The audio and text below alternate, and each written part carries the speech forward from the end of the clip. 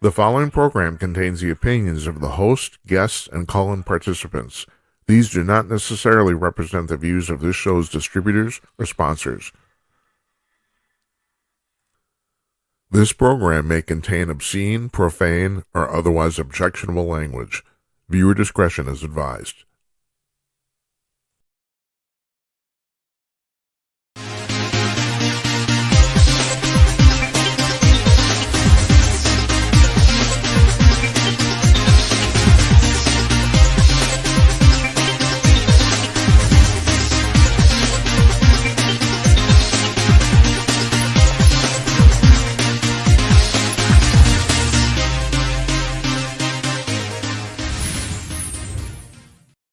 Yes, coming to you cordless, everybody. It's 11:02 p.m. in Manchester, New Hampshire.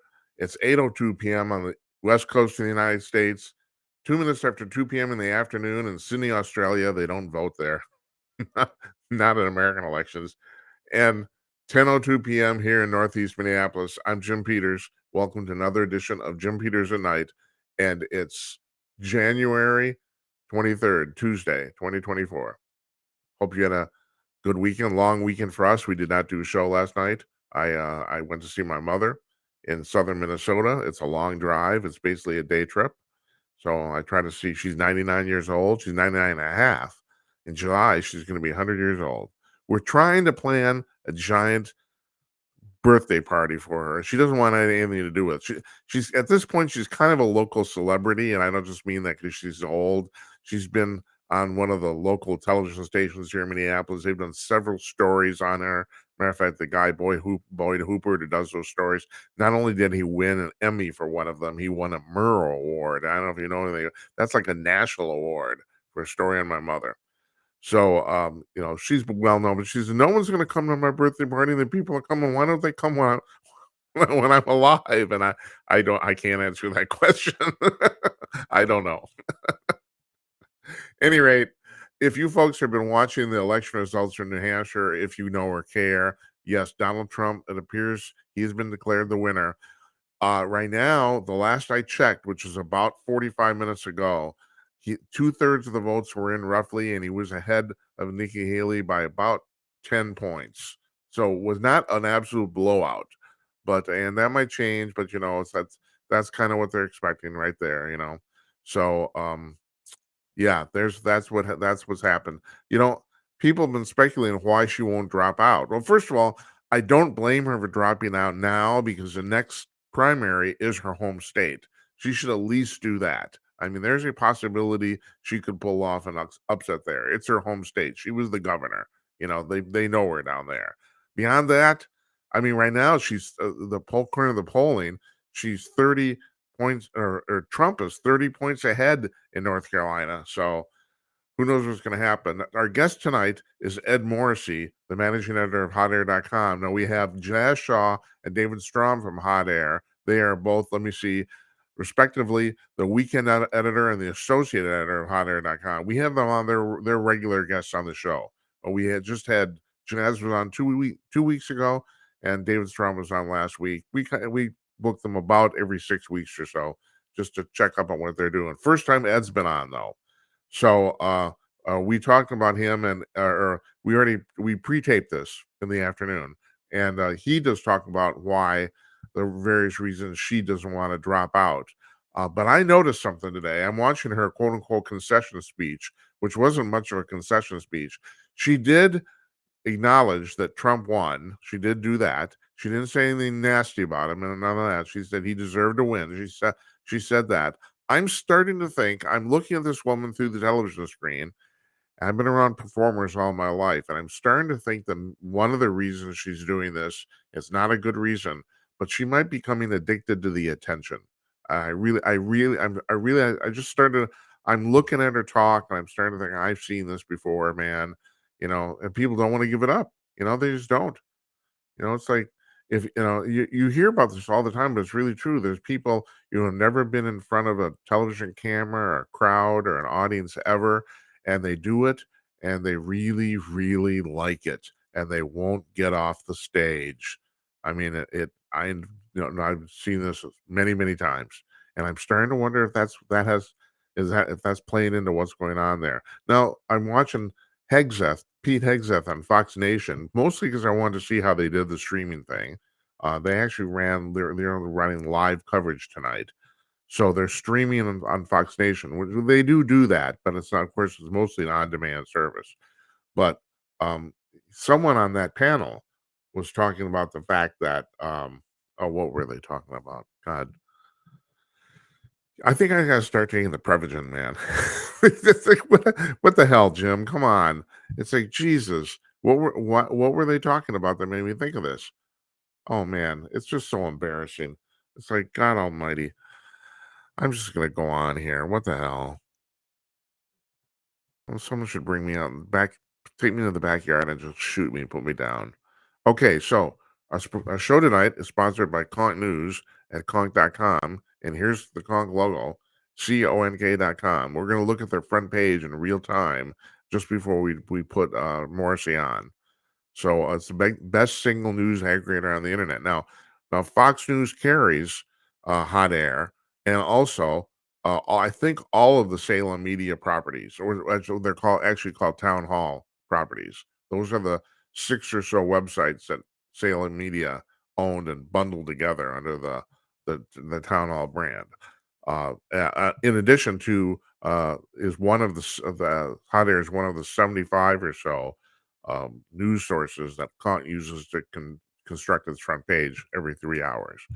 So yeah, if whatever's on HotAir ends up on Conk, so you can see it there. Anyway, we're going to check in with on the Conk front page in a few minutes. Well, we're going to do that. So yeah, Ed's on tonight.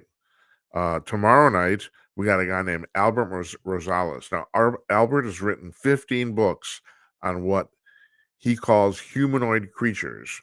These are not necessarily like aliens or extraterrestrials or anything like that. They're just shit that looks vaguely human that people see and report. And he's written 15 books going literally all the way back to the birth of Jesus. No lie, year zero. They are chronologically, these books are chronologically ordered. They're about every 50 years or so until you get to the year 2000. Now, he said I've been reading his latest book. It's 2010 to 2015, so it's only a 5-year period. He says in the forward of this book that it's going to be his last one. I wrote him today with instructions on how to connect to the show, and he wrote back and he sent me the draft of what apparently, I don't think this is a book. I think it's going to be more like a report, but it picks up at 2015. We got to talk about this. I don't know what's going on here because he's just got too much stuff. And yeah, he has too much stuff. I mean, these stories are incredible. I'm sure some of them aren't true, but if any single one of them is true, I mean, my God, it's like it's the weirdest crap. And also, while I'm at it, I want to thank Stan Gordon, UFO researcher extraordinaire, for joining us last Thursday. We had a fantastic discussion with him, and I couldn't get him to really speculate. He's an investigator. He basically just says what he learns and what he knows, and he doesn't bother to try to extrapolate or any of that sort of stuff.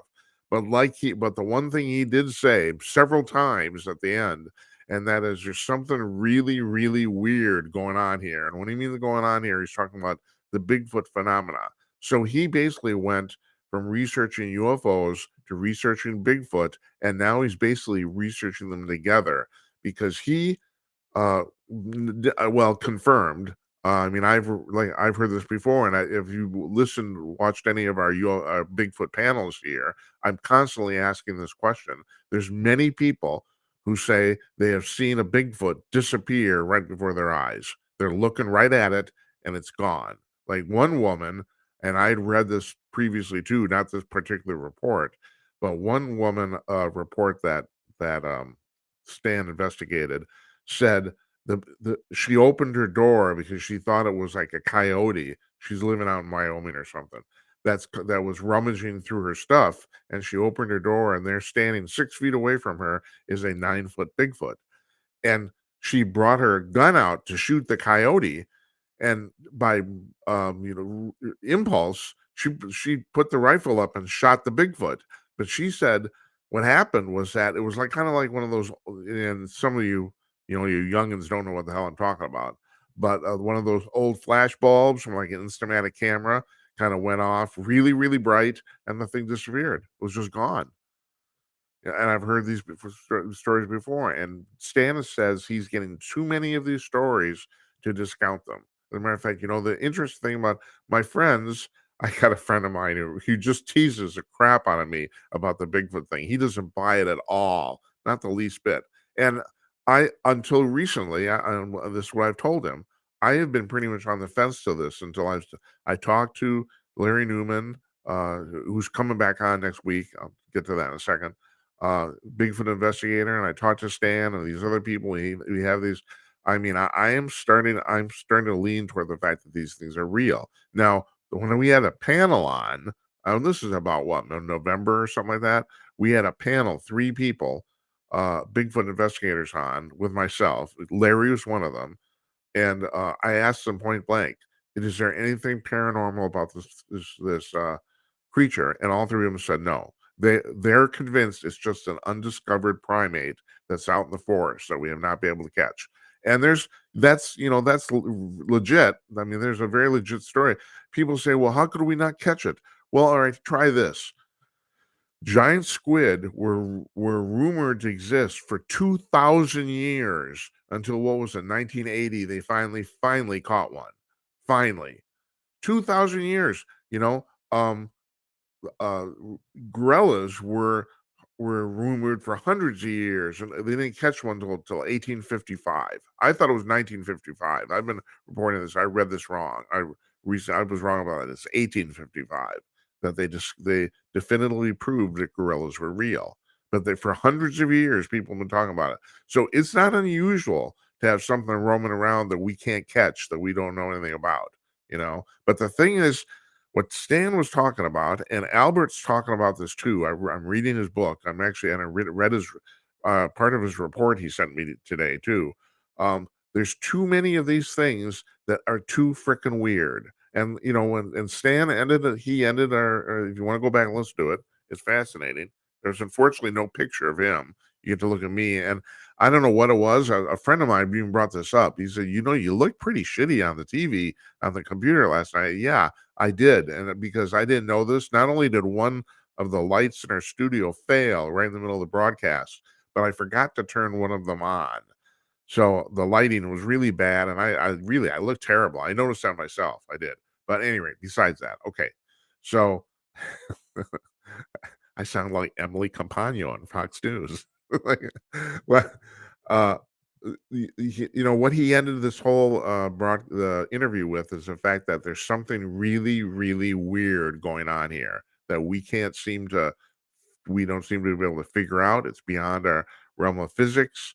You know, I watched a documentary. Matter of fact, I was actually going to write Stan today and tell him about this. I don't know if you've seen it. It's called a I think it's called The Flash of Brilliance: Paranormal Bigfoot on Amazon Prime this last weekend. 2-hour movie. You know, and some of these documentaries are unbelievably bad. And the thing is, you know, what I've learned, if you want to see good ones, you got to pay for them. So this one was on sale. I think it's because I had some credits. I bought it for like $1.74. Okay, fine. If it's terrible, I can, you know, I'm not going to bitch about losing $2. It wasn't terrible at all. But the thing is, this the the premise of this movie is basically exactly what Stan was talking about.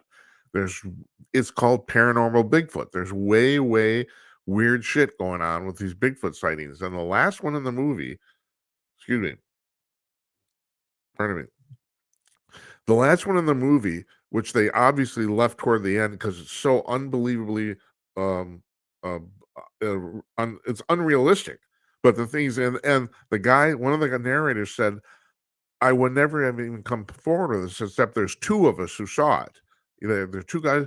They're cable TV, you know, repairmen, and they're driving around in a van. I think that, and if I'm right, this was in Oregon, and they're kind of out in the woods, kind of sort of, but it's a public road. It's a, you know, highway, 2-lane highway, and they're driving. They both saw this. They saw First of all, they said they saw what looked like a deer standing on its hind legs that immediately morphed into a Bigfoot that then morphed into a small like ape-like orange organic orangutan type ape, and then morphed into a perfectly square thingy floating in space that darted off into the woods. It was a square, a cube, and this all happened in like seconds. But both of them saw this. So, okay, yeah, they might be making that up. Yeah. There's a lot of these people can making this up, but Albert talks about this, and Stan talked about this too. You get reports where there's common elements to them, and a lot of these researchers, I don't even bother to ask. They don't want to talk about the common elements because they don't want people to fake them, because they can tell when, after a while, you can tell when a sighting is legit if it names one of the elements that's common to all the other sightings. Of course, none of these people know each other, you know, and that's how you can kind of sort of smell out who's faking, who's fibbing, and who's telling the truth. Anyway, well, so tomorrow, Albert Rosales is coming on. He's written 15 books on this subject, humanoid creatures, not just, like I said, not just ETs, not great aliens, ghosts, Bigfoot, all sorts of stuff. Basically, if it walks on two legs and has a head, he writes about it. So it's like a lot of books, like 15 of them, and maybe a 16th too. He's written one single book out of that series called I think it's called UFOs in Florida, and it's about UFOs in Florida. But that's the only other book he's written that's out of the. You go to Amazon, you can buy there's 14 books in a series. You can buy them all at once.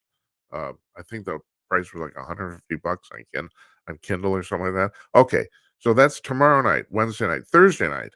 Mark Marcel, who was named Bigfoot Hunter of the Year by the Bigfoot Times magazine. He's going to be our guest. We're going to talk to him and find out what he's got going on. I'm going to start, and then Larry Newman's coming on Monday. Now, let me tell you what we got coming on Monday. Monday, we're doing our first month in review panel. So there's three guys. I used to do the Kong weekend podcast on Kong News not years ago, but 6 months ago, I guess. I did it for 3 years, I think it was. And it was a panel, and we had a damn good time. And Don Zorro and Tim Conaway were always the two mainstays, and we'd always have a third guest panelist. Sometimes it was Jeff Meyer, who owns Kong News, but usually not. Usually it was some other person. But there were four of us total, including me. And the guys have said, why did you? Well, first of all, they came on for the debate nights. It was the same panel basically, except Jeff sat in, and we had a darn good time. And not only that, I don't know why this happened, and I'm thankful, thank you. But our last debate performance, debate night panel was basically the highest ranked or watched show in this series so far where we didn't have a major guest. I mean, we've had guests have come on, and because of their social media platforms, we've had several thousand viewers for those shows. This is it was the highest watched show that we've had where we did not have a guest, well, plugging it via social media. And I don't know why it was that one. I really don't. But it was significant. Our viewership was significantly higher than for average show like me going off on Monologue Monday with nobody around. So anyway, the guys are saying, it's like old times. How can we do this again? And I've started to think about it. I thought, well, we could do this once a month. And also they're busy now. I mean, we were doing that. Conaway and Zara were showing up pretty much every week. That was a weekly show, and so I thought, well, let's do this once a month. So we're basically in the band back together. And Larry Newman's going to be the third chair, and he was often the third chair there too at Kong News. So he's going to be joining us, and my point is I'm going to start bothering these Bigfoot people about this paranormal stuff, because I know a lot of them just don't want to buy it. They didn't want to go there, and I understand they don't want to go there because the public, they're having a hard enough time selling Bigfoot to the public just as an animal, let alone something that can, like my friend says, "Well, the experts say it can change planes." Oh, and he's just like, he's laughing his ass off. Yeah, right. That's the problem. You start talking about this shit, but I don't know. I've been saying this for a long time, folks, and that is I'm convinced that there's something going on the planet Earth that we humans are completely unaware of. And because of that, I don't know what it is. I don't, but I have this strange feeling something's going on here in our world that we don't even that we're walking through or something, and for some reason we can't discern it. If you want to know about dimensions, according to string theory, there's 11 dimensions in our universe, and we can only perceive 4 of them. So, and the thing is, we might be able to come up with machines that can conceive, sense them. We never will. As humans, we never will ever. We're just not wired to do it. So, okay, so yeah, so that's what we got. We got Albert Rosales tomorrow. We got Mark Marcel uh, Thursday. We got the month in review panel. That's Conaway, Zorro, and Newman on Monday. Next Tuesday, I'm taking the whole week off. I'm taking the rest of that week off. We're coming back on Tuesday night, February 6th. So, and I'm coming. I'm not just going around. I'm not just going on vacation. I got work to do for this show. So, and maybe sometime I'll explain that to you later. Text us tonight if you want. You can text us now in real time. I got the little monitor over here where we get the little texty things. It's wonderful. 408-458-5088. That's 408-458-5088. And me staring at the ceiling when I'm trying to go to bed at night, I finally realized the reason that number is so easy to remember. It's 10 digits, but there's only actually 4 numbers. 4, 5, 0, and 8. That's it. I got a 10-digit phone number that's made up of only 4 actual numbers. Who would have thought it, huh? Okay, so I told you about how I think Nikki's become addicted to attention. This happened this last weekend. Maybe you've heard about this. I find this really amazing. Uh, Sports Illustrated has fired its entire staff. They've laid them all off. It appears that magazine is going to fold. Now, if you know it, 50 years ago, it was the shits. It's like, if you were into sports at all, it was just fantastic reading. And then they started that swimsuit issue. And then it's like, oh my God, look at these women. And this magazine was going gangbusters till about maybe 10, 15 years ago. Well, 2 things happened. One, when they're wrapped into one thing, the damn magazine went woke. And then that swimsuit issue, look, here's the deal. I don't really give a fuck if you think I'm prejudiced or biased or bigoted here or not. I'm not gonna. If you're a trans woman and you want to be in Sports Illustrated, I'm not gonna lust after you because there's no conventional way I can have sex with you. You understand that? Now, I you know Jim Norton, the comedian, he is married to a trans woman. Okay, now maybe I guess they figured that out. I don't know what's going on there. I don't know what they're doing, but no, I'm sorry. I'm a straight man, and I don't want you in the pictures in this magazine because I'm not going to lust after you. Because as soon as I find out that you're not a real woman, the bets are off. Okay. So, and I don't think I'm abnormal in that regard. So, you want to stick trans women in bikinis in your magazine? You go right ahead. I'm not going to buy it. Fuck you. It's, really, how, I don't have any trouble if you want to live like a woman. I really don't. I don't have any trouble with that at all. But if you want me to lust after you, go fuck yourself. And of course, there's an oxymoron there. But yeah, all right. No, that's not going to happen. So okay. And then on top of that, then it turns out about 6-8 weeks ago, they revealed that they were using AI to write stories. And of course, the stories were bad because, what we haven't figured out yet, everyone's saying, well, AI is going to take jobs, and eventually it will. But right now, AI is pretty fucking shitty. It basically it plagiarizes and it makes shit up, and it's like, yeah, it doesn't do a very good job. It's not a very good writer. I'm talking like Chat GTP in particular here. And we should talk to Jazz Shaw about that because he writes about that constantly for Salem Media. He's always on there. He's got a subscription to the thing.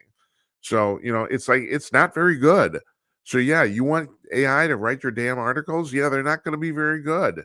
And actually, seriously, what does AI know about women's basketball? All it knows about is what it reads about on Wikipedia. You know, it's like, oh God. So, at any rate, yeah, the whole thing's folding up. It looks like it will be not. They won't be able to resuscitate it. It's going into bankruptcy. For the time being, they've laid off all the staff, all of it. They're not putting out issues anymore. I guess they're still planning on putting out the swimsuit issue because it was already in production. It usually comes out, excuse me a second, I think in early March, I think it is.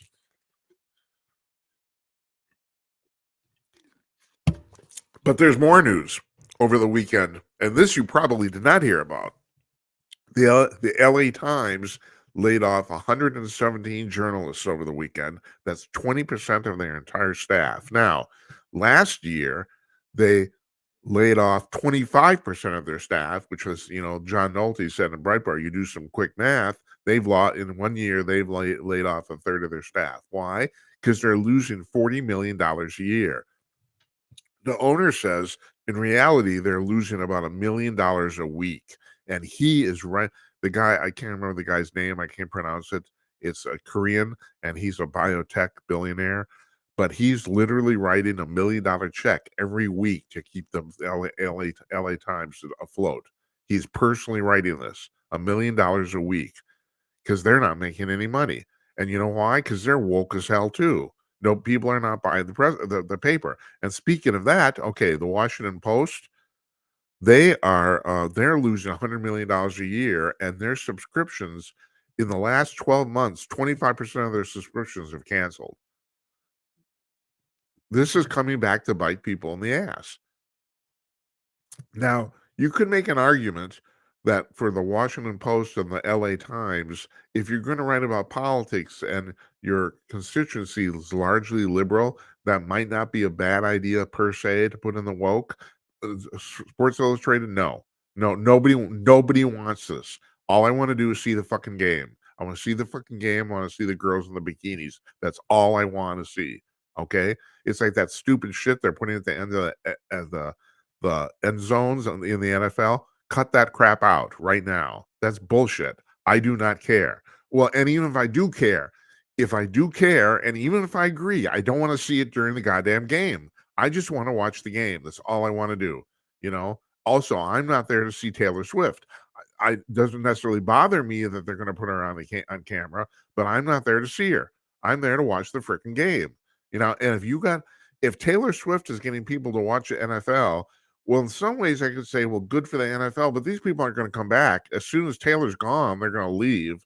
They don't know, it's so I don't know if that really helps anything or whatever, but the fact is we're there to watch the game. The game is the entertainment. The game is escapism. And we don't have enough escapist entertainment in America right now. This is a problem. I even think I've come to the conclusion this is even one of the reasons that the popularity of porn is increasing because porn is escapist entertainment. It is. You're not thinking about anything except who the pizza guy's delivering the pizza to and what's going to happen next. That's all you're thinking about. There's nothing intellectual going on here. And people want that. People are tired of thinking about their jobs. They're tired of thinking about their relationships, all that sort of crap. Just let me watch something where I don't have to think. And football is fucking perfect for that. I mean, I was a football player in my youth. I was pretty damn good, and I have to say my obsession with football has waned in my older years. It had the last 10, 15 years, I'm not as into it as I was before I was 50. I was really into it. But still, I still like watching it. And in some ways, it's a perfect game because there is a certain amount of chess moves regarding offensive plays and stuff like that. So there's a certain amount of thinking involved, and yet it's highly, highly physical. I don't have to tell you that, you know.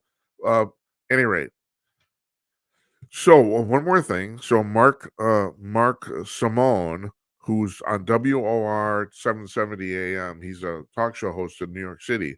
He thinks he was in Barrett News Media today, which is a radio media specific trade publication.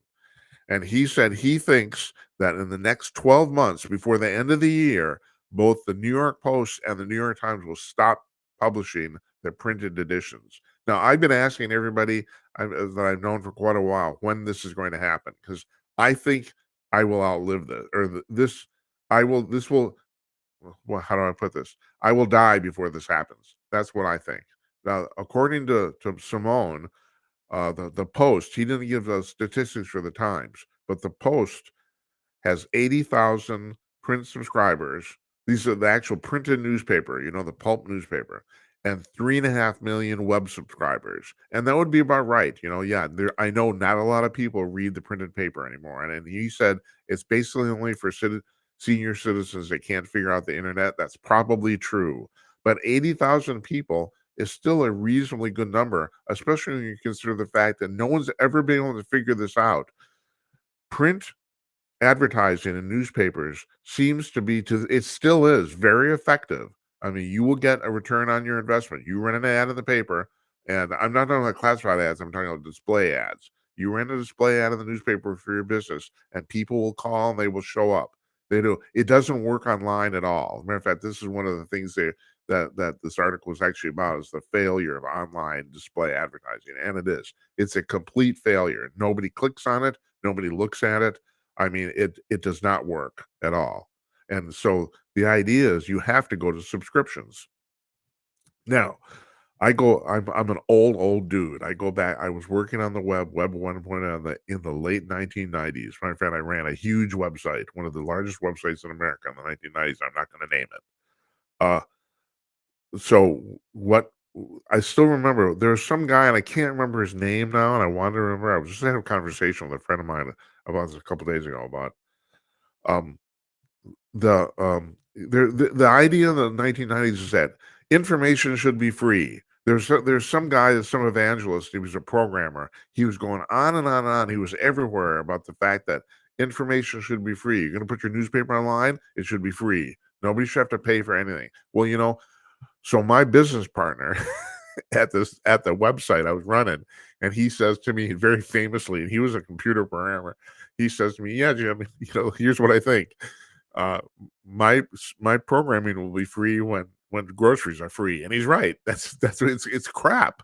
But every single newspaper in America abided by this, except the Wall Street Journal. The Wall Street Journal went online in 1998. So you want to read the news of the Wall Street Journal online? You better fucking pay up, bucko. And they were charging like $120 a year, and everybody thought that were ridiculous. It was, no one's going to pay for they put all the newspaper online. The Wall Street Journal has been behind a paywall the entirety of its existence. So it'd be about 35 years now online. And they were the only people that got this right. They have made money hand over fist online doing this. Everyone else had to come back and kind of like fix the airplane in midair. Well, because so the point of this article is that online advertising doesn't work. It simply doesn't. But because the print advertising still works, I'm very dubious by his prediction. But he said this. He thinks that by the end of the year, they will both start printing. Now, you have to understand, printing a newspaper is an unbelievably, ridiculously complex undertaking. It really is. It's like the fact that that anybody ever made money at it, I find amazing. It's like I've talked about this before. Up until about 70 or 75, roughly. I don't know where exactly, when offset printing became a big deal. They were making type out of lead that they did every day. They would lay out lines of type out of lead. They had a machine that actually typed it in the lead, and then they would stack the lead in the presses and run the thing. And then when they were done with that day's edition, they would take all that lead and melt it down, and the next day they did it all again. Now, that isn't maybe a good description of that, and I just did that in like 25 words in 20 seconds. But you stop and think about how hard that process is. It's ridiculous. It's absolutely ridiculous. Yes, and yet they perfected this to the point where they could make money at it, and charging a buck a paper, whatever it was. You know, well, 19. I'm guessing in 1970, a newspaper was probably a quarter, maybe then. But any rate, the fact is, the mainstream media is going to hell. That's what's happening, and it's mostly their own fault. I even have to bring this up too. Craigslist, killed the classified advertising business for newspapers in America. And I remember there were people, the publisher of the San Francisco Chronicle called Craig Newmark, the guy who started Craigslist, a communist because because Craigslist was almost entirely free. And I don't know, I haven't followed this for a few years. I don't know what they're doing now, but they were the big classified ad provider on the internet for many many years. And I do know that well, this is going back maybe 20 years ago now. So you're probably about 2010 or 2020. I don't think they did have more than 30 employees, and they were and they made money this way. This is how Craigslist makes money. All the ads are free, all of them, except for employment ads, which they charged, at least for then they were charging only in 5 cities, like New York, all the LA, Chicago's. If you want to place an employment ad, you had to pay. And that because they had such huge, enormous viewership, because everything else was free, and including placing an ad was free, they made money. I think even 20 years ago, they were making their revenues were about $400 or $500 million a year. I mean, Craig Newmark is a really, really rich man. And the thing is, we're not talking about stock markets margins or any of that sort of crap. It's cash. That cash ended up in his bank account. So he has made. I'm sure he's a billionaire at this point. No doubt about it. I mean, he was personally making $100 million a year. This is 10, 15 years ago. So anyway, the mainstream media. My point is, they're dying, and it's their own damn fault. They should have somebody at some newspaper somewhere should have thought of what Craigslist became. I mean, they were selling classified ads. You're doing it. How come it never occurred to you? Well, maybe we put all of them online for free except for one category. Oh, geez. Oh, that won't work. Oh, yeah, yeah. And the irony thing is, it goes back to the thing: information should be free. Well, whatever. That's bullshit, but that's where we're at now. So there you go, folks. I'm bringing that up. So we're gonna look at the Conk front page right now. Here it is. Man, I still have problems with this. We have a little bug in the system here. There we go. So I pulled this out about an hour ago, roughly about 20 minutes before we went live here. So the interesting thing is, and this is from the New York Post, I think, because the New York Post does not have a logo on the bottom, and you can't see. I'm floating around my cursor. You can't see it. What the hell? What am I doing? Do I? Seriously, take me out behind the barn and shoot me. Anyway, interesting article here in the middle from the Post, the top front center. Barack Obama's deferral means he could be Harvard's next president. So that story is about the fact that I looked at it when I put the page up. Is about the fact that Harvard University has offered the presidency of Harvard to Barack Obama, and he didn't necessarily turn it down. He said he was going to think about it, which everyone seems to think means he's going to do it. So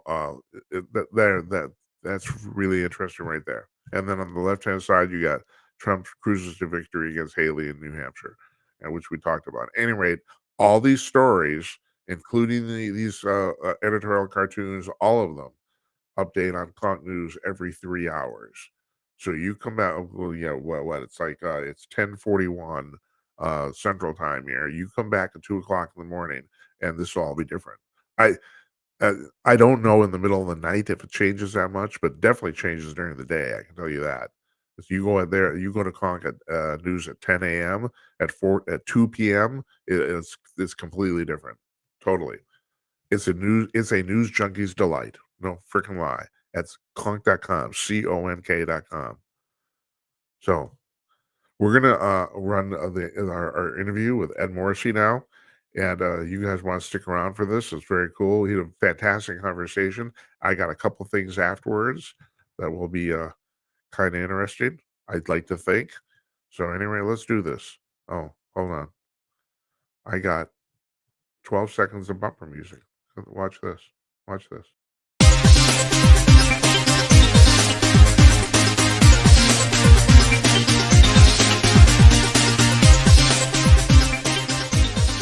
Joining us from his home in Central Texas, Ed Morrissey. Hey, Ed, are you the managing editor or editor-in-chief of HotAir.com? I'm now the managing editor of HotAir.com. I became the managing editor a couple of years ago. We never had one before. The term editor-in-chief probably more likely would apply to our senior vice president of town hall media. So, but I'm the managing editor. I'm the guy that runs it on a daily basis. And so I was just talking about this before we started recording here. You used to live in Minneapolis. I did. I lived in the Twin Cities. I lived in Eagan, actually. So just south of St. Paul. Yeah. Right. Yeah, 23 years. Right. And now you're in Texas, and now I'm envious. So, well, Central Texas is really nice. It's very green, and it's rainy today. It's been cold here. I mean, they actually do get winter here in Central Texas, which was a little bit of a shock. But you get snow? Yeah, we actually got snow a couple of weeks ago, and it didn't stick though. Just it comes down and it disappears. The ground doesn't get cold enough for it. I was in Miami in January 1977, the only day in recorded history it snowed there. A quarter of an inch at 5 o'clock in the morning. The city went nuts. When I was a kid, I grew up in Southern California. I grew up just outside of Los Angeles. And every few years, you get what they called snow. Basically, it was ice hail. Yeah, it would just accumulate and it'd evaporate by the afternoon. But when you're a kid and you grow up in Southern California, that's snow.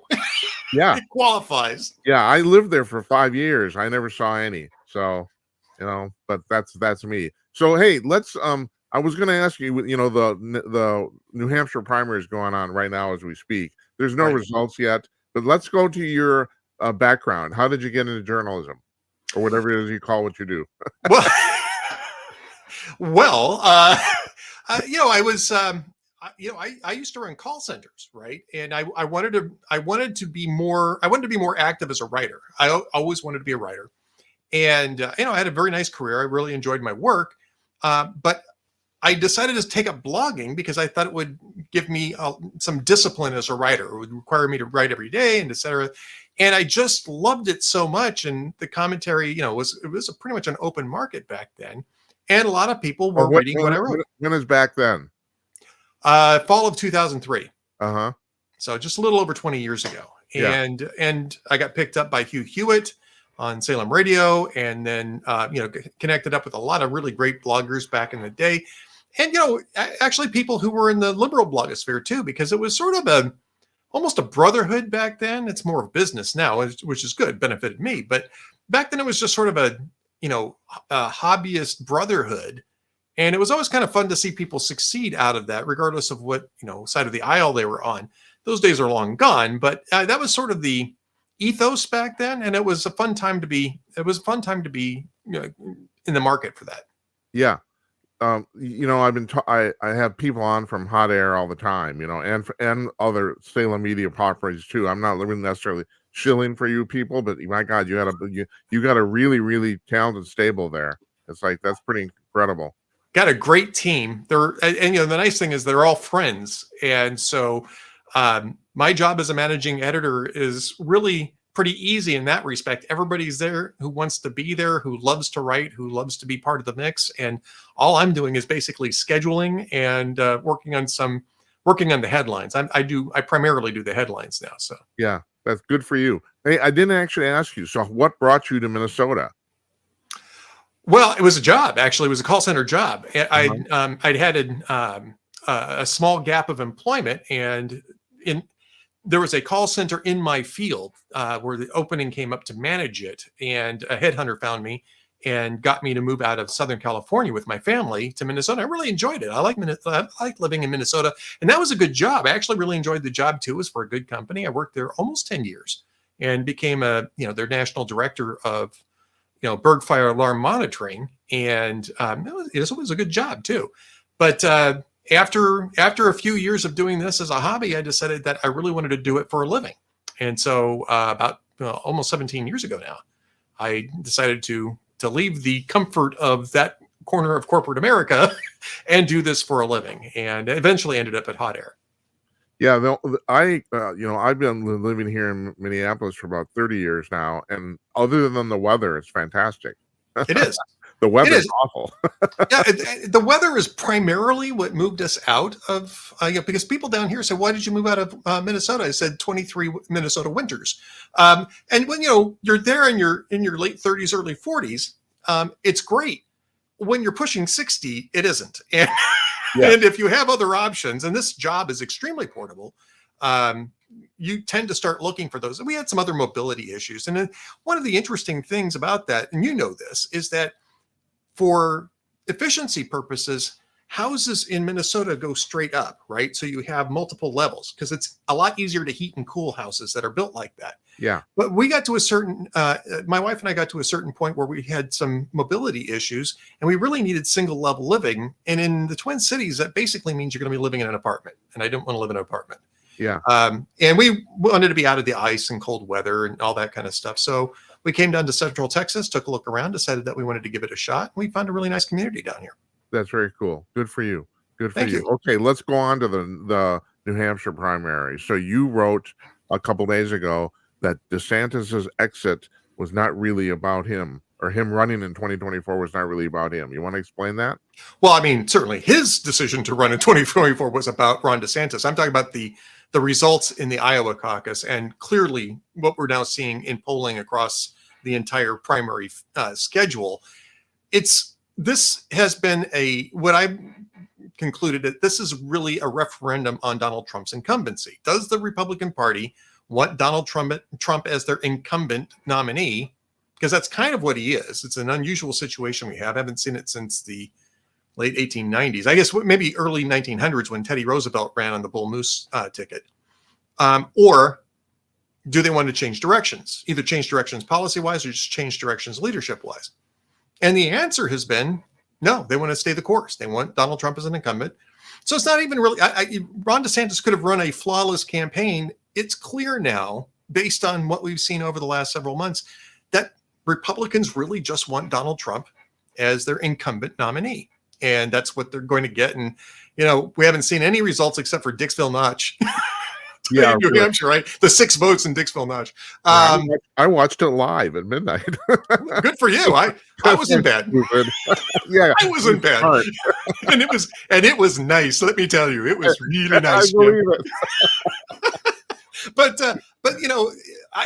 I have no doubt that what we're going to find today is another big Trump win. The polls are showing this, and as we discovered in Iowa, the polls have been pretty predictive in this cycle. The pollsters have actually done a pretty good job in giving us predictive results, and the gaps in New Hampshire are just really large.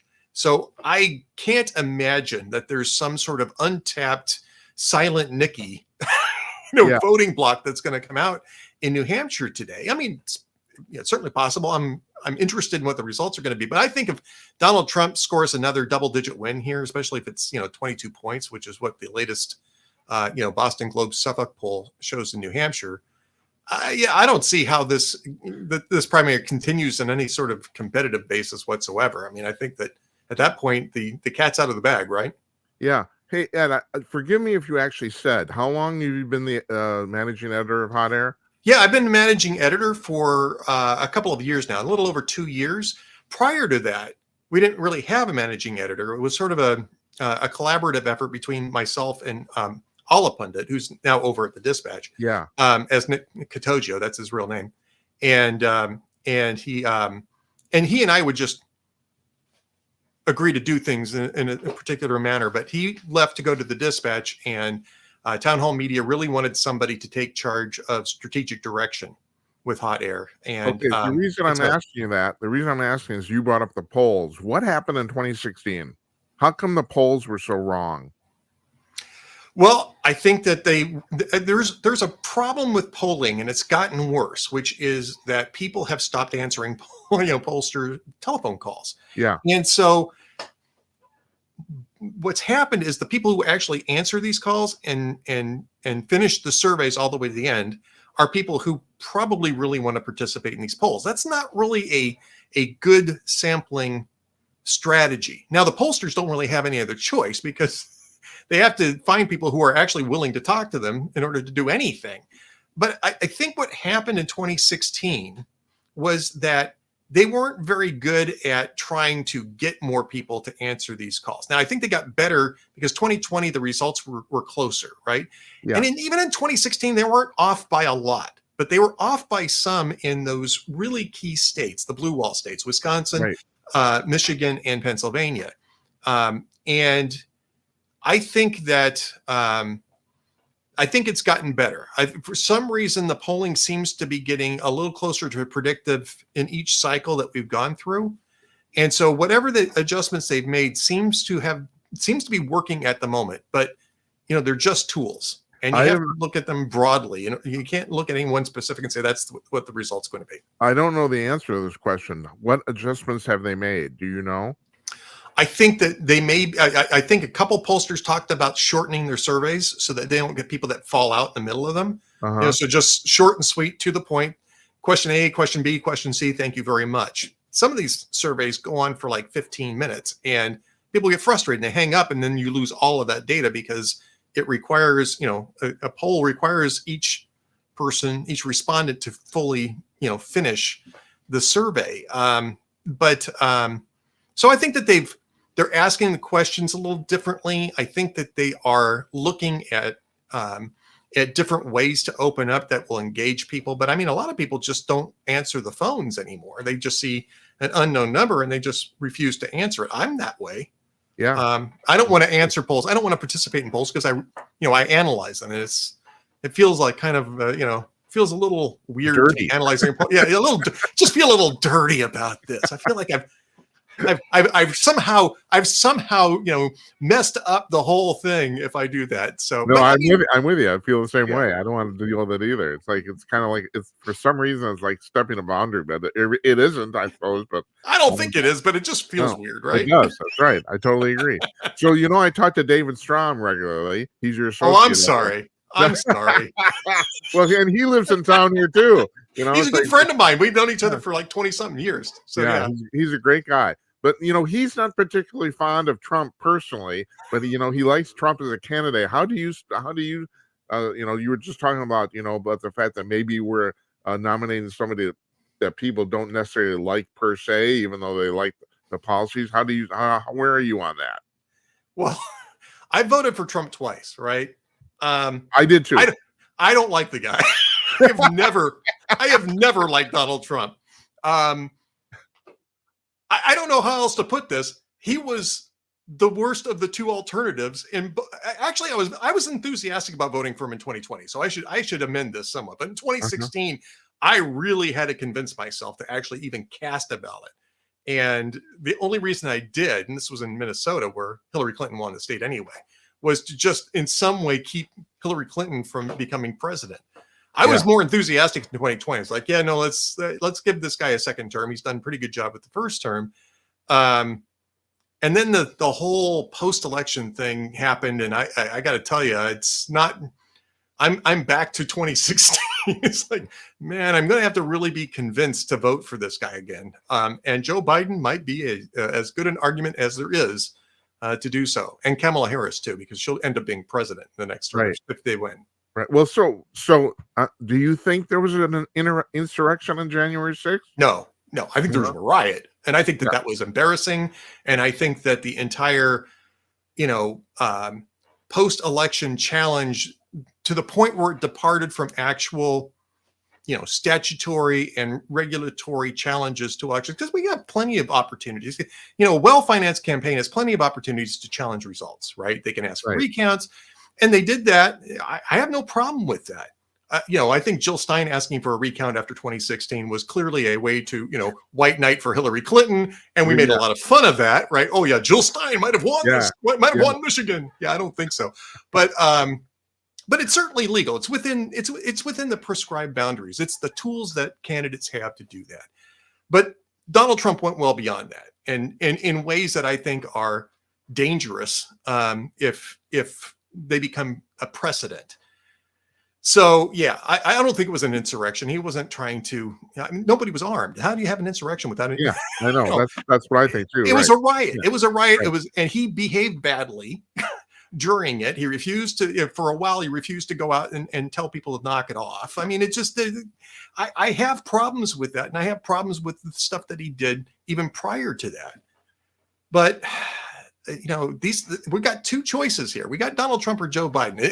Unless you have some sort of black swan event in the meantime, and you got two guys. You got one guy's going to be 78 this year. Got another guy's going to be 82 this year. Something could happen.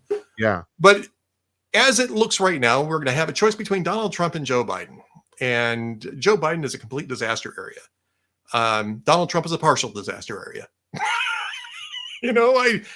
That's kind of where I'm landing, and I'm not happy to be landing there. I think that we had better options, and I wish that that incumbency referendum had come up with a different result. But I can wish all day, and it's not going to change anything.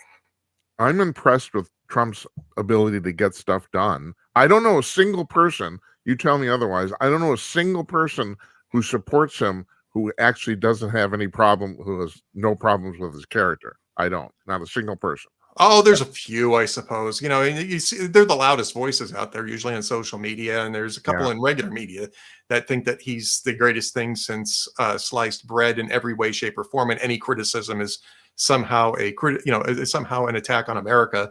There are people out there who actually think that way, but I don't think it's. I don't think that that's significantly an issue. I think that. Again, I just think that most people would have liked. I can't even say that, because most people in the Republican Party didn't want to change the direction. There were a number of people who really did. Right. And I think, and I wrote this about a year ago. The first party that comes up with a new candidate is going to win the presidency. And I still think that would have been true. What about Nikki Haley then? What is her? She's kind of being painted as like an old style rhino Republican candidate. I don't know if that's actually totally accurate or not, but do you think she's being painted that way? Or I mean, she's definitely being painted that way. I don't know that I think it's entirely accurate either, but she's kind of aligned herself with this sort of northeastern moderate republicanism that's really out of vogue. I mean, it really is. Even to align yourself sort of to the pre-2008 GOP establishment, the George W. I love George W. Bush. I thought he did a good job as president. But that mentality, right? That early, the 20 years ago Republicanism, it's simply not in vogue these days. Voters don't want that. Voters think that those people screwed them over. Yeah. And they want somebody who is going to pay attention to them. There was a really good piece by Selena Zito. I don't know if you've ever talked to Selena. She's terrific. Haven't. You should try to get her on your show, because she's great. Okay, I will. And she wrote a piece yesterday that said the Donald Trump train started with the derailment in East Palestine, Ohio. Joe Biden never showed up out there. Donald Trump did. Yeah. That's the difference. Is that Joe Biden was too busy to deal with the people of East Palestine, and Donald Trump actually showed up and met them and walked through the town and talked with them about their problems, and that's the difference. I think George W. Bush, by the way, would have gone to East Palestine. I think he would have too. Absolutely. But this is why you have such a huge populist impulse on both sides, in both parties. Is that voters, especially blue collar voters, think that their party has abandoned them. Their party's establishments have abandoned them. And Donald Trump, multi-billionaire that he is, guy who gilded his entire New York, penthouse bathroom, speaks to them. Yeah, it speaks to them on that. He connects with them on that. And the elites hate that. But for whatever reason, he connects with them very well, and they are very loyal to him. I got to ask you, though, because I'd be dying to ask him this question personally. Why do you think he's the richest person who's ever been president, and yet he does seem to connect with the average blue collar voter? Why? I think his personality is closer to them than it is to the people that he's around. And it's kind of Donald Trump anyway. Donald Trump, his entire adult career, if you will. And it's going back to the 80s. It's always been about flash. It's always been about pugnaciousness. It's always been about, me. Mm-hmm. It's one of the reasons why I never really liked the guy. But it's always about sort of taking the elites down a little bit, taking them down a peg. And I think that people respond to that. I think that that's what people aspirationally, that's what a lot of the blue collar working class Americans want to do to the elites that are trying to tell them how to live their lives, is they want them taken down a peg. And Donald Trump succeeds at doing that. I think you can't underestimate the impact that has on their loyalties. Newt Gingrich says something to the effect that, I'm paraphrasing here, but he said that Donald Trump I knew even 10 years ago could never have been president ever, but he's changed. Which I found kind of interesting. All right, fine. Yeah. Well, I think the Donald Trump that started evolving around 2000, 2002, 2003, that's the guy we're seeing right now. The Donald Trump pre-2000 wanted to be with the Clintons, wanted to hang out with all the cool kids, have his picture. They weren't doing selfies back in those days, but he would have been the guy with the selfie, taking his picture with all these people and saying, look how important I am. Right. Yeah. You wrote a piece a couple days ago. You've been writing about the Fani Willis debacle. Oh, this is I've been reading about this, and so Ed, tell me, how could somebody be so fucking stupid? What the hell is she thinking? I mean, if the genders were reversed, we would say that that Fani let the little head do the thinking for the big head. I mean, this is something guys talk about, right? Yeah, that's right. That's right. You let the little head do the thinking. Yeah. This is where it gets you. My little head's done a lot of thinking. It's saying, I'm glad it stopped. At 68, it stopped finally. Well, good for you. I'm 60. I'm almost 61, and I'm kind of hoping that it stops one in my life too. But, it stopped. But yeah, I mean, that's what was I have a quip that comes up in times like this is, oh, what a tangled web we weave when first we practice to conceive. And I got to remember that. I'm going to use that. Thank you. Well, I borrowed it from Will Shakespeare. I'll ask Will, but I'm sure he'll let you use it too. But yeah, this is. I mean, it's a grift, and this is a delicious story. It's a lot of fun. I don't know if the court's going to kick her off the case. If she is forced to come off that case, I don't think there's another prosecutor that put together the RICO case. No, because that RICO case is ridiculous. It is totally. Some of the charges in there are legit, right? I mean, the hack into Cobb County. I mean, certainly the people who are involved in that can defend themselves on that, and maybe they can, keep the government from convicting them on those things. But the idea that this is a RICO case is absurd, and only a political hack would have tried to put it together this way. And only a political hack would have hired her boyfriend of the moment and shoveled $650,000 cash so that she could go on vacations with him on the money. But here's the amazing thing. She charged Mrs. Wade, or she attempted to charge her with obstruction. Yeah. That's actually a big deal, and I haven't seen a lot of people talking about that. But she threatened to charge her. She didn't charge her, but she threatened to charge her with obstruction for attempting to subpoena her in her divorce, in Mrs. Wade's divorce process, because apparently, Willis had something to do with Mr. Wade as part of that divorce process, and then she lied, or at least Jocelyn Wade's attorneys say she actually lied about what happened in the marriage, and she did that publicly. They called it false and libelous, that Jocelyn Wade had an affair before Nathan Wade did. I mean, Fani Willis is an idiot. Yeah. She's been kicked off another case before, by the way, too. Right. You wrote that in that piece. That's right. Yeah. I didn't know that. Yeah. Yeah. So, she right now she looks like an idiot because none of this was really necessary. No, none of it was. That's the amazing thing. It's like it's all her doing. I mean, I hate to say this. She's always struck me as just some stupid 2-bit bureaucrat. I mean, it's like who's been trying to. I mean, I can't imagine. I think you're right. Yeah, I think that's accurate. That's the problem. You tell me. Did she actually think this RICO thing was going to stand? I just assumed she was going to take this to a re-election and said, well, okay, I tried, that would be good enough for her constituents. and and she would ride off into the sunset, even though this wasn't going to work. Did she? There's no way in hell she thought this would actually work. Do you think? I am not sure. I have no insight into that. She's certainly acted as though it's going to work, and the media has been behind her on this. There's been very few people in the media who've actually stood up and said, this is not what Georgia's RICO statutes actually are, apply to. There have been a few who say, look, this doesn't fit within Georgia's RICO statutes. And when it comes down to trial, she may have trouble sustaining this. But she got 3 or 4 plea deals out of this. Yeah. Mostly on the charges that were the easiest to prove. Right. And none of which had involved the RICO predicate.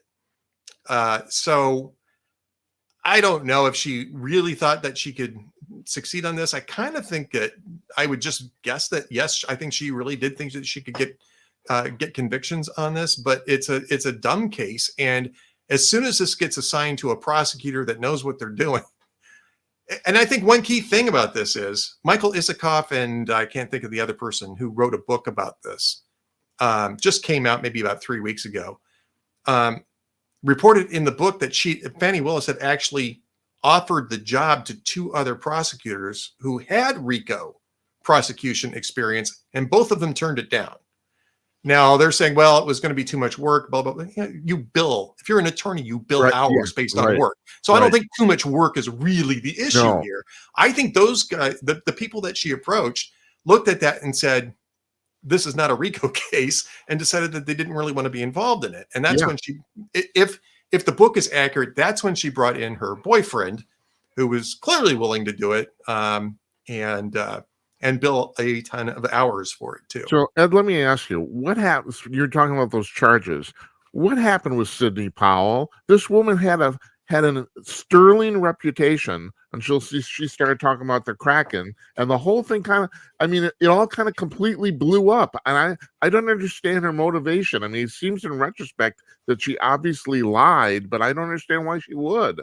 I mean, she kind of admitted to lying, right? I mean, that was part of her plea bargain, right? 30 years of a sterling reputation, and just kind of up in smoke. I mean, do you have? I think that's what happens. I think that's what happens when you buy too much into a single person as a political figure. Not to get too serious, because I enjoy the lighthearted repartee that we've got here. No, but please. I've always found Psalm 146 verse 3 to be a guiding principle if you're going to do anything in politics, which is put not your trust in princes. And it goes on from there, but put not your trust in princes. And I think that that's a warning that you should really pay more attention to principle than to, personalities. And I think that that's where a number of people have gone off the rails, and not just with Trump, right? I mean, we saw this with Barack Obama. We've seen it with, other, the Clintons to a certain extent, although I don't think they ever had a cult of personality as much as Obama did, or Trump does. I think that when you get that far off of your core, you do and say dumb things, and you make very bad decisions. And so Psalm 146 verse 3 to me is the reminder that don't get too caught up in one person. Remember who you are and what you're supposed to be doing. And even if you're not a believer, if you're not a Christian or Judeo-Christian, it's still really good advice, because other people will lead you down the primrose path. And all you got to do is look at Sidney Powell or Rudy Giuliani, or some of the other people who have, been sort of led down that path by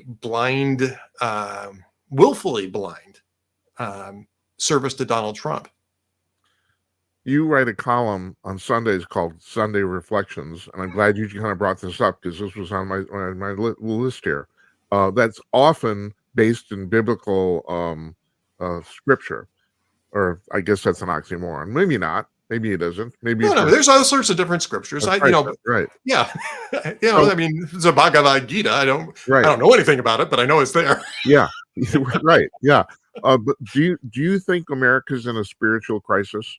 Yes, I think the whole world's in a spiritual crisis, and I think it's always been in a spiritual crisis, but it really is a lot more so now than it has been in the past.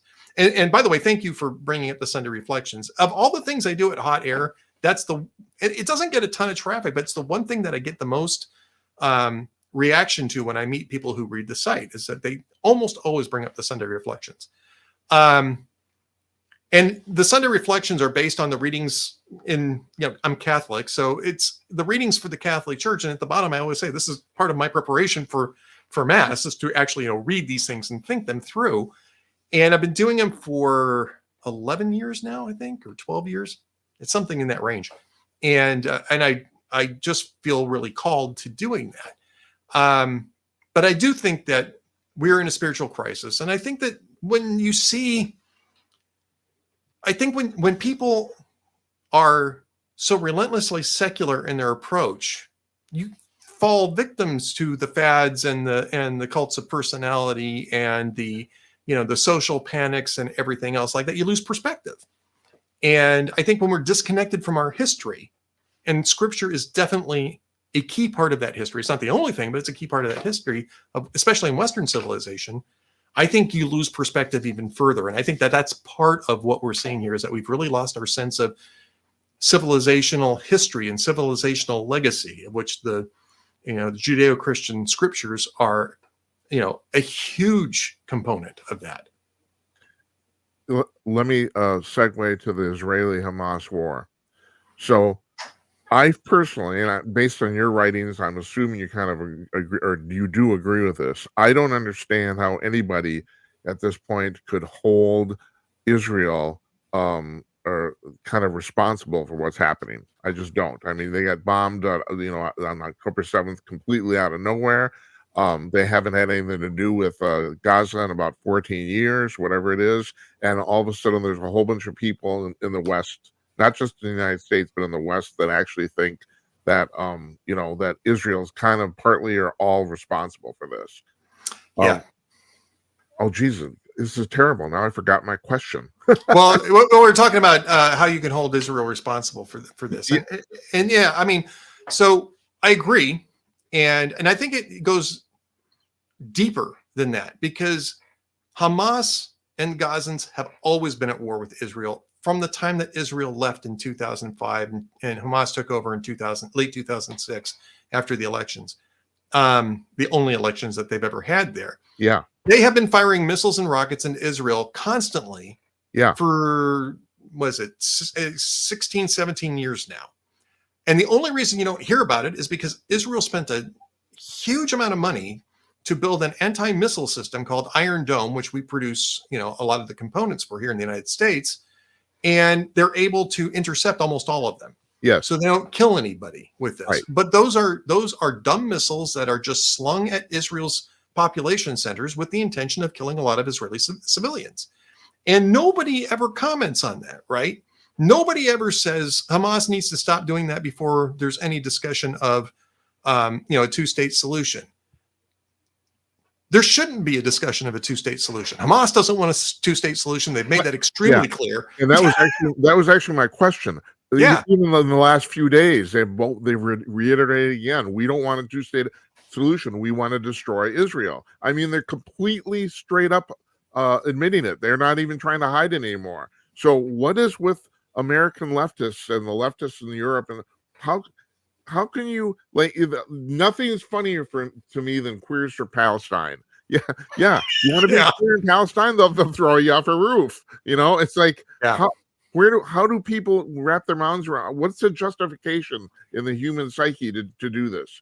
Well, in the West, we have unfortunately adopted the Marxist-Leninist structure of oppressed versus oppressors, right? And that's the way people see the entirety of human existence, is that the entirety of human existence is the oppressors versus the oppressed. And they have decided that the Israelis are the oppressors, in part because Israelis look more white than the Palestinians do. Yeah. And even that's sort of a, it's a rough distinction, because almost half of Israelis are Mizrahi Jews. It's close to half or just under half, meaning that they came from the Middle East. They are Jews from the Middle East. Some of their families have lived in Judea continuously. right? Yeah. Judea and Samaria. Others were expelled out of other Middle Eastern cities and other Middle Eastern countries, and they came to Israel because that's the only place that they could have refuge. So even that is dicey. Even the skin color thing is dicey, but that's the way that the left, and it's not just the left either, by the way. It's some people on the right see it that way as well. You're right. You're right. I shouldn't. I signed it correct. No. I mean, it's on our side, we say the left an awful lot, but there's some people on the right that feel this way as well. And it's entirely wrong. The Jews have been in Judea for thousands of years. And then somebody actually had something really funny, interesting to say, which is that there's only one people in the world that are still living on the same plot of land that they were on 3,000 years ago, still worshiping the same God and still operating off the same scriptures as 3,000 years ago. And it's the Jews of Israel. They're the only ones. The Arabs didn't even get, the Palestinians are Arabs, and the Arabs didn't even get there until around the 5th or 6th century AD, right? Yeah. And prior to the British Mandate, which is part of the Palestinian argument, which was supposedly illegitimate, the Arabs weren't in charge then either. It was the Turks of the Ottoman Empire that were in charge, and the Arabs weren't really all that present there at that time either. So, I mean, this whole nonsense of oppressors versus oppressed is, I don't know how you get to a point in life where you think that the Jews are oppressors rather than oppressed. Oh, I know. Especially over the last 100 years, right? Nothing's I mean, funnier than calling a Jew a Nazi, right? Or an oppressor. I mean, the United Nations. I mean, this is supposed to be the paragon of liberal thought. The United Nations certified Israel as an independent nation in 1947 on specific borders. And the borders were based on where the Jews were living as opposed to where the Arabs were living. And what did the Arabs do? They invaded Israel from every direction, trying to destroy it just as soon as its independence was announced. And Israel defeated them. And they've done it. They did it a couple more times. And finally, in 1967, the Israelis seized a bunch of the land that they were using to attack Israel. Because if you ever look at the 1947 borders, man, it's like this thin in the middle.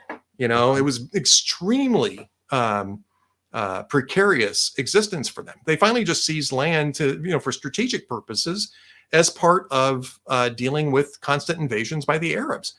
The only oppressors here are the other Arab nations who created this situation and then refused to give the Palestinians, which is a name that was made up in the early 1960s for these Arab refugees, refused to give them sanctuary or to take them in. So they ended up, aggregating in Gaza and in the West Bank. I go back to Bill Clinton's thing with Ishaq Rabin and Yasser Arafat in December 2000.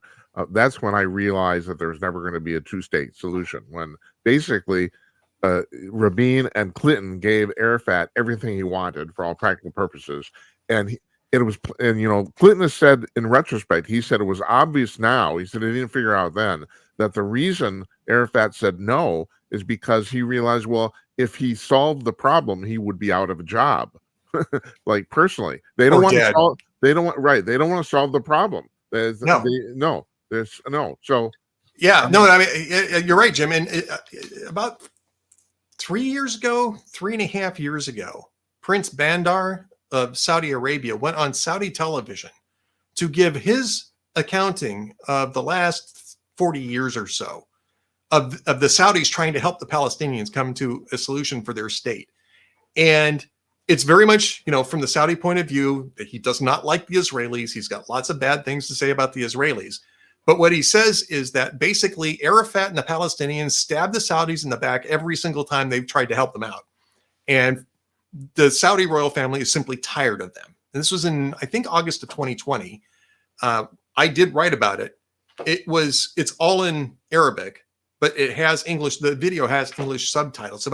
It's two videos. They're each about 30 minutes long. The second video is the one that really has the recounting of that history. And it is very much well worth watching.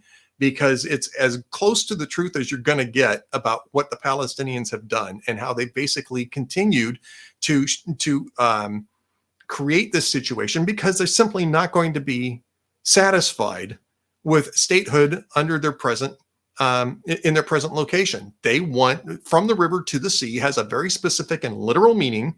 And it doesn't matter if they're Fatah or Hamas, they both want the same thing, the complete elimination of Israel. Is that the reason that the Arab or the Abraham Accords were or are working? Is that they just got fed up with the whole thing? Yeah, I think that was, first off, that was a Trump initiative too. Remember, yeah, right. That's why I brought it up. And the Saudis were supportive of it. They wanted to be last, right? They didn't want to be they wanted to be the last country to line up with that, and they're really the last ones yet to do so. And they're holding off now because of the war, which was part of the reason why Hamas launched the war, because it was just going to be a matter of weeks before the Saudis and Israelis normalized relations when the war started.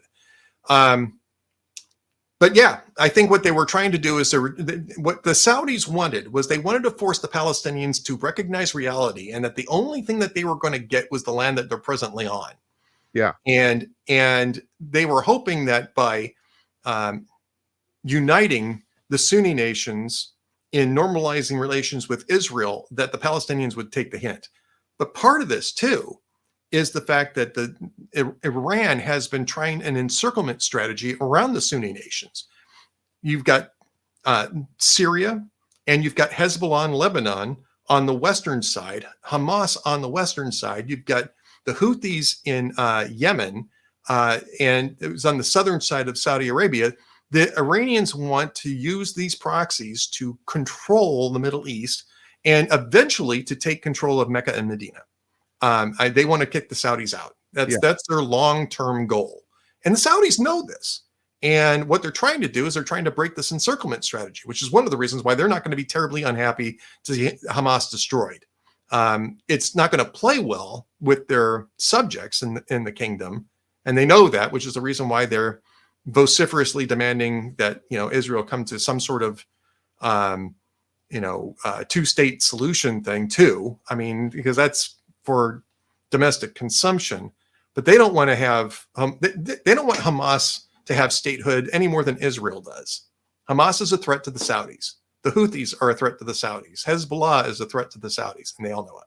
So I've heard this, it's hard to look at the Biden policy and the Obama policy against Iran and try to have a WTF moment, like what the hell, But so I've read this thing that supposedly the point of this whole deal, that Obama's point and now Biden's too, is to empower Iran so that Iran and Israel are more or less equal in this region, and it would basically be a mutual self-destruction thing. Is there any truth to this? Or it doesn't make any sense to me at all. It just seems like I think that would be the outcome of it, right? But I don't think that was the intent. The intent was just to get the Americans out of it.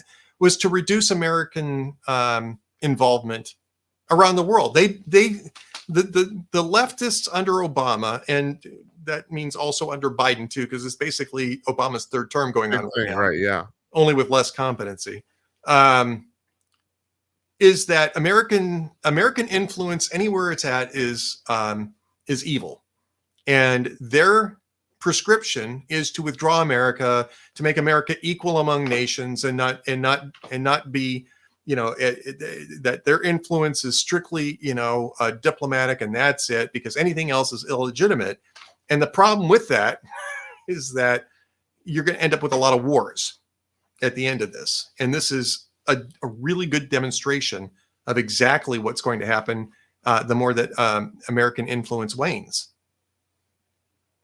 So where are we on Ukraine too? I have to be honest, on my show, I don't talk about it very much because I honestly don't know what to think. This is the two things. On the one hand, we get to fight Russia by proxy. On the other hand, it just seems like we're starting another endless war that's just benefits the military industrial complex. And isn't it amazing that Eisenhower, of all people, got on TV and said that? I mean, a 5-star general. It's like, I think there was good reasons for that. I'll say this about Ukraine, is that it's not really our war. right? We're Yeah. And the reason why we need to support Ukraine in this, there's a couple of reasons. Regardless of what kind of government that Ukraine has, it was a sovereign nation, and its sovereignty was guaranteed by the United States in the deal that we cut with them and Russia to give up their nukes, right? In 1991, we were very afraid of all of these different former Soviet republics having their own nukes. And we were going around and guaranteeing their sovereignty if they would give up the nukes. And Ukraine was a big time part of that. The very specific purpose of that was to keep Russia from invading Ukraine. Russia has been invading Ukraine since 2014, right? I mean, 2022 was an outright full-on invasion without any provocation whatsoever. They were, before that in 2014, they were fomenting, ethnic rivalries in order to have an excuse to go in but I mean, 2022, it's just flat out, they're just going to send armies in and roll over Ukraine and seize it. Right. And you can't have imperial conquest become the norm again, because that's how you get world wars. Because eventually you're going to have to stop it, because once Russia got a taste of that, they were going to keep rolling into the Baltics, because there were substantial Russian minorities there. Moldova, which is a disputed region, part of Moldova is a disputed region. I forget the name of the disputed region. And Ukraine is the entryway for all of those places, Poland even. And you simply can't allow that to happen. That's part of what the post-World War II order that we were trying to set up, is to put an end to wars of imperial conquest. And that's what Russia's launched. And that's what needs to be opposed. And I don't care if you like or dislike Zelensky. I don't care if you think that the Ukrainian government is corrupt. We guaranteed their sovereignty. It was an elected government.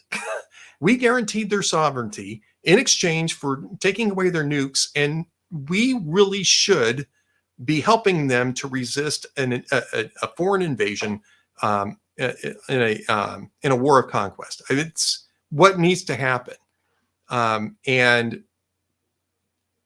certainly we can talk about keeping better track of the money. Certainly we can talk about keeping better track of the weaponry. We can ask for, I don't know what you call it, some markers as to when, when things are going to happen and stuff like that. But it's war. I mean, you can't just say, well, we're going to recapture the Donbass and, in summer of 2024. You don't know that that's going to happen until you actually do it. And I think that there is a impatience in American foreign policy that if we don't see something happen within 6 months, that it's never going to happen. This is not something that you can be impatient with.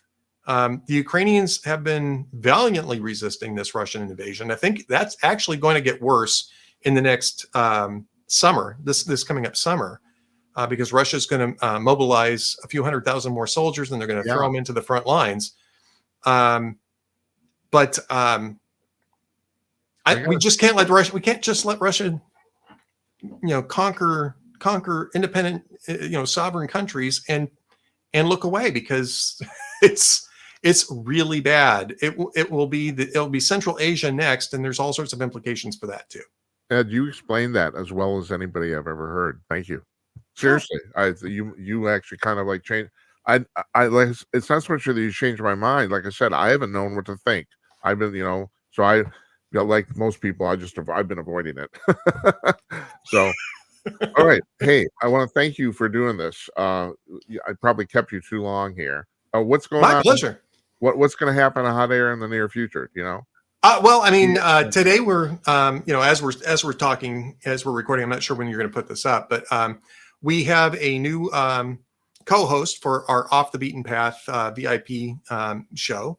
Christian Toto of Hollywood and Toto has joined us as a contributor for that members only podcast. And so our first episode with Christian drops today. We're going to be covering the New Hampshire primary live results. We've got we work with Decision Desk headquarters to embed the live results thing, and so that'll go live just at the time that the polls close, along with some commentary from me. Otherwise, we're going to keep doing the things we're doing. We're definitely going to keep an eye on that Fani Willis case, because that's the most fun story of the year so far, hands down. Absolutely. No, we're going to be putting this up at 11 p.m. Eastern. So, okay. We do our show live on Mondays and Thursdays, but because it's so late, I offer to record these. So, Well, so, yeah. I'm in bed at that time, as we just got done discussing. So yeah, and I'm not. Yakka. Hey, and also just really quick, I do belong to the VIP thing, and I will encourage. I'll make a little plug for you. People should do this too. You guys, you have a fantastic publication. It's a go-to thing for me every single day. So it's like, and also all the town hall properties, but yours in particular, it just seems to shine to me. So, well, I appreciate that. Thank you so much. I really do appreciate it. And thank you for your membership. Thank you. You're welcome. You're welcome. And I hope we can do this again sometime. Thanks. Absolutely. You take care. We'll see ya.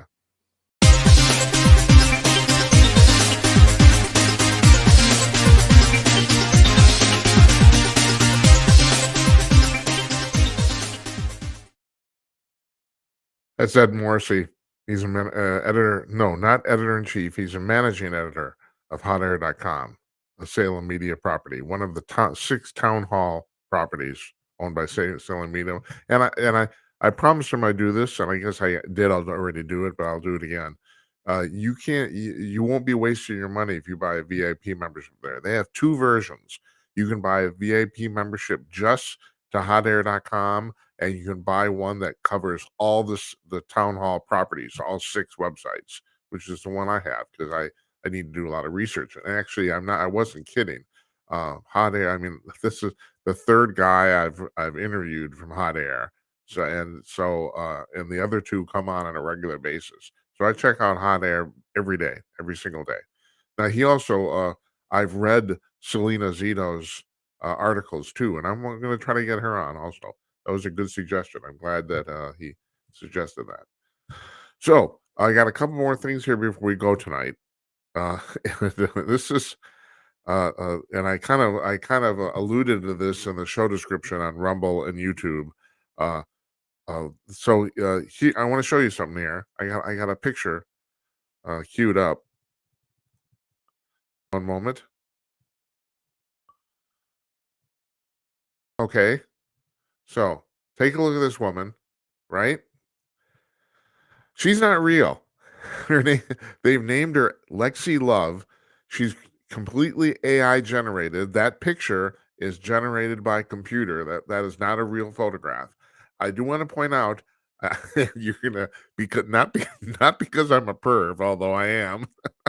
I have spent some time looking at this under a microscope. I'm astonished by how incredible, accurate or realistic that picture is. I mean, you can't see it at this distance, but there are flaws in her skin, believe it or not. She's not perfect, that look completely realistic as to a real person. So the deal is, I don't know where, I don't have the link actually, and I want to give it to you anyway because I don't want you to become a perv too. You can sign up to make Lexi your real or fake AI girlfriend. And I don't know how much they charge, but she's making $30,000 a month. She makes more money than you. And she will cater to your needs as much as she can through of computer screen, which is not a lot actually right now. But anyway, yeah, and she's quite attractive. I think I have another picture here too. Let's put that one up. Hold on a second, because I know you want to know. I know you do. This one isn't quite as big, but I got her. There we go. There she is again. That's her. Yeah, so this is the future, man. So you're not going to you won't be mating anymore because you won't be able to. I don't know what's going on. I just like, this is nuts to me. I mean, porn is one thing, okay? And all right, I mean, let's be blunt. It's a masturbatory aid. That's what it is, And I guess maybe in some ways this is too, although this woman, I mean, she will text you on a regular basis. I'm calling her she's a computer programmer. a computer program. She's not a programmer. She's a program. And so, you know, if that turns your crank, I guess that's okay. But it's you gotta for a guy who's been married 34 years, and I had some reasonable girlfriends before that. The wonderful thing about the relationship, it's great at the beginning. And then after 30 years of marriage, you start to realize, oh my God, apparently somebody's noticed that I have flaws. Who would have thought that? And also, then, if you have any self-awareness whatsoever, you start to realize too, I'm really annoying. And you think my wife loves the fact that I do this on the inner tube, because I'm not usually, before I was doing this, I was talking to her. So it's like, she said, yeah, just sit down and shut up. It's like, I don't want to hear about the UFOs. But I really don't know. Seriously, it's not a real relationship. I've had this problem, and you think I'm changing the subject here. I'm not. This is my problem with televangelists. Now, I've been in broadcasting as at least a side job my entire adult life, 45 years. I've done all sorts of stuff. The reason I hate televangelists so much is because they have, I'm talking about televangelists defined as ministers, evangelists on television. Got that? Because they set up what is essentially a false relationship with the viewer. The viewer thinks they know the televangelist, and maybe they do, but the televangelist doesn't know the viewer at all. And they fake this relationship to give the viewer the idea that they know them. And that's exactly what's going on here, And so I personally think that it's a fake relationship, and you have a fake girlfriend, and no, you're not having sex with her. I'll just be blunt here. There's no penetration going to happen here ever, because this isn't real. Okay. So, but I don't know. This is the way things are going. And right now, every survey I've seen said that especially young people, and young men in particular, seem to be extremely more socially awkward than they were previous generations. And that's because they don't have any practice meeting any people, because they're on their phones, and their phones should be thrown away. And so now you're wondering why I don't do social media, and I don't. And probably if I was on social media posting, we probably have more people watching the show. And right now, I don't care. Maybe I'll change my mind in the future, but I don't want to go there. I just don't. And finally, um, another piece of news here that I wanted to make you aware of, and that is they were almost going to tear down the house that Marilyn Monroe died in August 1962. It was her own home. It was the only home she ever owned. Obviously she had homes, but she either rented them or lived with her husbands or whatever. It's the only home she ever actually owned in the Brentwood area of Los Angeles. And I lived in Los Angeles for 5 years. I never saw this house. I did see a lot of stuff, I gotta tell you, because I'm an obsessive history freak, and I basically spent every weekend for the 5 years I lived in Los Angeles driving around looking at obscure shit. So, like, I saw Marilyn Monroe's grave in the middle of the night too. I think I've talked about that previously. Actually, we busted in a bunch of us. We were drinking, and we busted into the cemetery that's in Westwood, and we saw her. We saw her crypt. It was there. But so anyway, she died in this house. It's always been kind of mysterious. It's been known for a fact that Robert Kennedy showed up at the house a few hours after she was pronounced dead. There was a long-standing rumor that he was having a long affair with her. It's kind of never really been definitively laid out. She, people say she had an affair with John F. Kennedy. She might have slept with him once or twice, but other than that, they did not really have an ongoing relationship. There's one time apparently where they both spent the night at Frank Sinatra's house, and there's a possibility that especially knowing Jack, that they had sex at that time. So, and maybe one other time too, but there's the only 2 times they've actually been known to have been together, even other than that goofy birthday party where she's saying happy birthday. But she supposedly did have a long running relationship with Robert F. Kennedy. And the neighbors said he showed up at the house a few hours after they found her dead. There's also, it's not conjecture, but there's people who say that, and this gets kind of weird, that she died on the way to the hospital, but her handlers and the people who knew her, they didn't want her dying at the hospital, so they literally turned the ambulance around and brought her back home. She died in the ambulance apparently, and they brought her back home and set the crime scene up because the investigators, the inspectors who came to actually see her body, said the crime scene, the scene looked like it was staged. That's what they said. They said that, right. The two detectives said that they noticed that right away. They were experienced, and they said, yeah, it looked like somebody set this up. But so there's always been this rumor that she was murdered, but apparently the likely story is that she died in the ambulance, and they did not want her pronounced dead in the hospital, so they turned around and brought her back home. That's who knows. But at any rate, this house is a very nice house. Because of the looky-loos over the years, the current owners, it's private now. It is a real home still. Have built a wall around the house, so you can't really see the house anymore from the road. You could previously, and the new owners were going to tear it down and build another house.